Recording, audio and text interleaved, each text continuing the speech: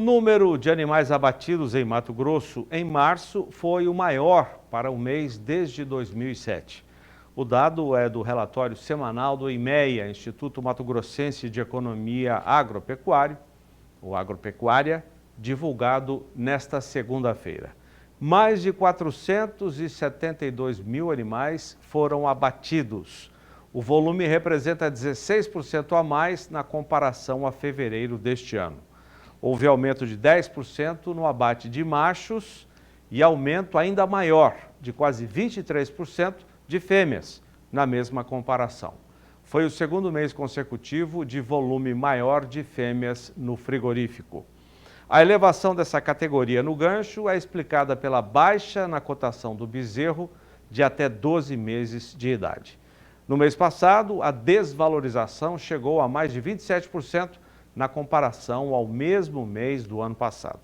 Para muitos, com o preço do bezerro desvalorizado, a fêmea vale mais no frigorífico do que na criação. A produção e as exportações brasileiras de carne bovina foram revisadas para cima na temporada deste ano. A expectativa divulgada ontem é do Departamento de Agricultura dos Estados Unidos.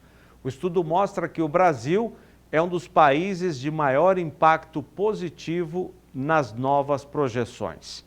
E essa nova projeção indica volume de 10.570.000 toneladas produzidas, com alta de 2% em relação à estimativa anterior, que foi feita em janeiro. Sobre as exportações de carne bovina, o Departamento de Agricultura dos Estados Unidos projeta embarques brasileiros para mais de 3 milhões de toneladas equivalente carcaça, com alta este ano de quase 4% em relação ao volume exportado no ano passado. A estimativa mais otimista, segundo o departamento, tem as seguintes razões. A China promove uma reabertura econômica após a Covid e deve se manter como o maior importador de carnes, e o Brasil, o principal fornecedor. Outro fator são as limitações na produção de concorrentes, como a Argentina e o Uruguai. E ainda os Estados Unidos, segundo maior exportador de carne bovina, que vive um momento de baixa na oferta da proteína. O Departamento de Agricultura dos Estados Unidos posiciona o Brasil como principal agente exportador, porque o país vive, ao contrário dos Estados Unidos, um ciclo de aumento na produção e competitividade em termos de preço e volume.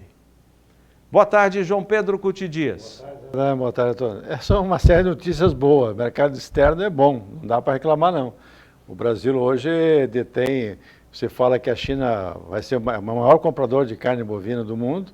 A previsão de comprar 3,5 milhões de toneladas equivalente carcaça. 40% do Brasil, só ainda 1.400.000.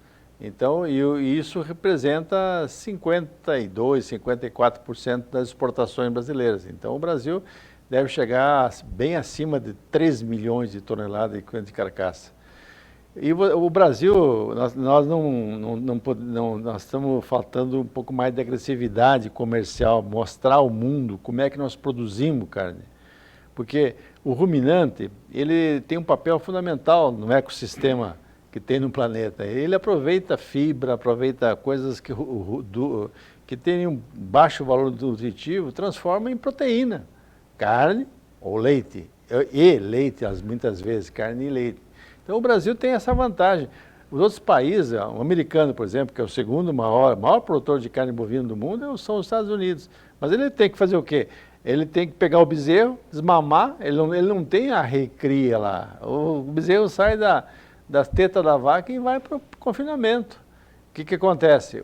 A carne não adquire aquele sabor característico de uma boa carne que passa algum tempo o animal, seja junto com a mãe, quando está mamando, ou depois na recria. Ele não faz isso. Ele vai direto para o confinamento. Então o americano tem que usar molho, tem que fazer carne moída. 50% da carne americana é moída. Fazer hambúrguer, aí bota condimento, bota para dar sabor. Nós não. Pega uma carne boa, uma picanha boa, não precisa ser picanha, uma costela, bota um sal e assa assa na brasa, vê se não dá um sabor excepcional. Essa é a vantagem que o Brasil teria que divulgar lá fora, mostrar como é que nós produzimos carne bovina. E é uma expectativa que não é apenas do Departamento de Agricultura dos Estados Unidos, mas outros estudos também apontam isso, João Pedro. O fator limitante para te aumentar a carne bovina não é terminar o animal. Terminar você põe 20 mil cabeças em 50 hectares, pega farelo de soja, pega milho, pega caroço de algodão, etc, etc, e engorda. Bota 1,5 kg por dia no confinamento. O problema é você criar esse animal. Aí sim, é difícil, você tem, é muito pouco, criar animal, vaca confinada e tal, aparentemente é difícil e é caro. O americano, por exemplo, a região de cria dele é nas fronteiras do México, na região mais para o norte, Montana, aquela região lá. Ele tem que comprar feno, porque a seca, a dificuldade de água é muito grande, tem que trazer feno para alimentar. Aí uma arroba deles custa $80.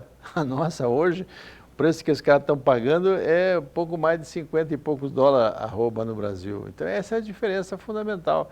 Nós temos condições de criar um animal em cima de capim. Essa, sim, é a maneira mais barata e mais eficiente de produzir carne bovina. E a indústria, mudando um pouco de assunto, João Pedro, a indústria voltou a pressionar o preço da arroba do boi gordo em muitas praças, né?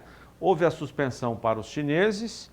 Essa suspensão durou 29 dias, a China retomou as importações e logo após a retomada o preço do boi subiu consideravelmente. A indústria correu atrás da matéria-prima, principalmente para exportar, e com isso teve que elevar os preços.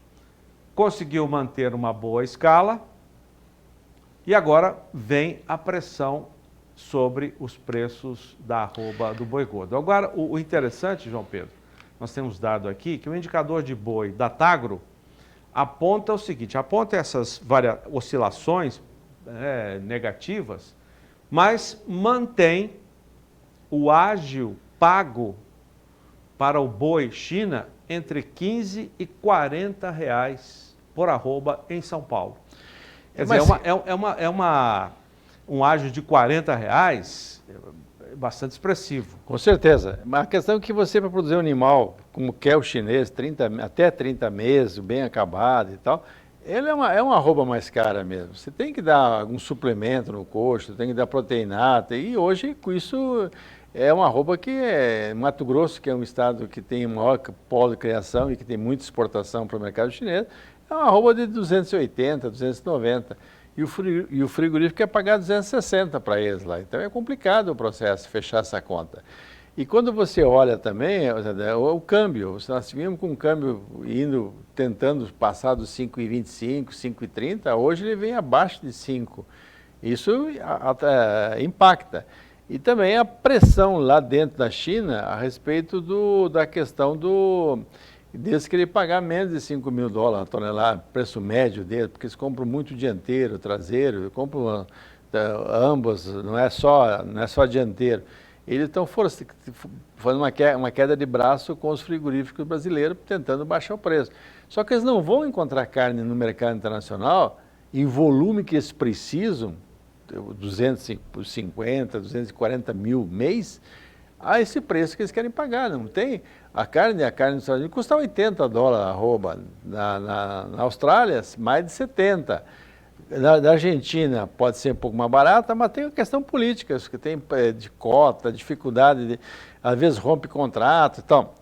O Uruguai é um país sério, mas só que não tem volume para atender essa quantidade que tem.